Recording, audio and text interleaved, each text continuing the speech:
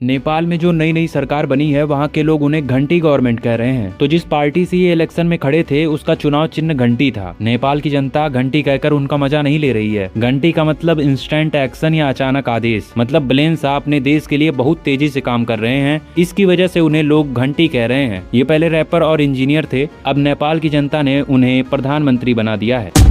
NH 919 highway से 15-20 लोग शादी से लौट रहे थे। इन्होंने पहले बीच हाईवे पर गाड़ियों को रोका और अलग अलग स्टंट करने लगे। कुछ रील बनाने लगे तो कुछ डांस करने लगे, जिसकी वजह से हाईवे पर फुल ट्रैफिक लग गया। जब ये खबर पुलिस को पता लगी तो उन्होंने सभी गुंडों को थाने ले जाकर खूब धुलाई की।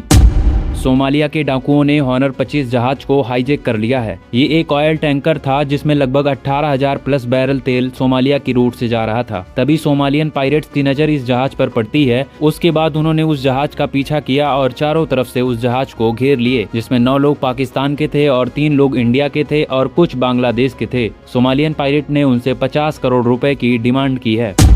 ईरान और अमेरिका का वार फरवरी में शुरू हुआ था और अभी अप्रैल का महीना खत्म हो गया है। इस 2 महीने की लड़ाई के बीच अमेरिका के 2 लाख करोड़ यानी $25 बिलियन खर्च हो चुके हैं। इस पैसे का बड़ा हिस्सा मिसाइल, बॉम्ब्स, एयरक्राफ्ट ऑपरेशन और ट्रूप्स डिप्लॉयमेंट पर गया है। लेकिन इससे बड़ा खर्चा अभी इनको इस वेपन को दोबारा बनाने में आएगा जो इस वार में यूज हुआ है।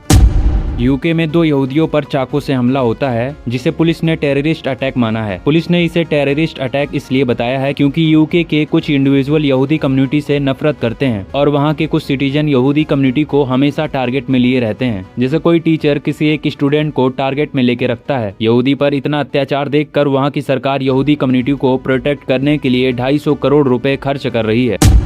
अमेरिका ईरान पर नावल ब्लॉकेड लगाता है ताकि वह अपने ऑयल किसी और देश को एक्सपोर्ट न कर सके, क्योंकि यही ईरान का मेन इनकम सोर्स था। अब ईरान अपना ऑयल चोरी चुपके स्मार्ट तरीके से बेच रहा है। ईरान स्मगलिंग में कई चालाक टेक्निक एक साथ यूज करता है। ईरान टैंकर से अपना नाम, फ्लैग और आइडेंटिटी बदलकर खुद को इराक या किसी और देश का जहाज दिखाता है। फिर GPS सिस्टम को मैनिपुलेट करके मैप पर फेक लोकेशन दिखाता है ताकि ट्रैकिंग एजेंसी को लगे कि जहाज कहीं और है। इसके बाद खुले समुद्र में एक जहाज से दूसरे जहाज में ऑयल ट्रांसफर कर दिया जाता है जिससे असली सोर्स छुप जाए। कई बार जहाज कुछ समय के लिए अपना ट्रैकर बंद करके पूरी तरह गायब भी हो जाता है और अंत में फेक डॉक्यूमेंट बनाकर ऑयल को किसी तीसरे देश या मिडल मैन के जरिए बेचा जाता है ताकि पूरा ट्रेड लीगल लगे।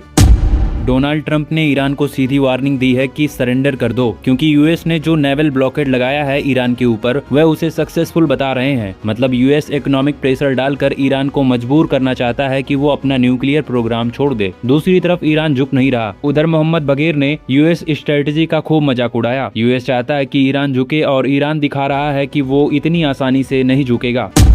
तो दोस्तों, पटना में एक मशहूर चिड़ियाघर था संजय गांधी बायोलॉजिकल पार्क के नाम से, और अब उस पार्क का नाम चेंज कर दिया गया है। इस पार्क का नाम चेंज करने वाले कोई और नहीं बल्कि बिहार के CM सम्राट चौधरी हैं, जो बीजेपी की सरकार चला रहे हैं। पटना जू का डेवलपमेंट 1969 के आसपास शुरू हुआ था। तब बिहार में कांग्रेस की सरकार थी, जिसकी वजह से चिड़ियाघर का नाम संजय गांधी के नाम से रखा गया था। और अब बिहार में बीजेपी की सरकार आते ही इस चिड़ियाघर का नाम चेंज करके Bihar state institute of dairy technology रख दिया गया है।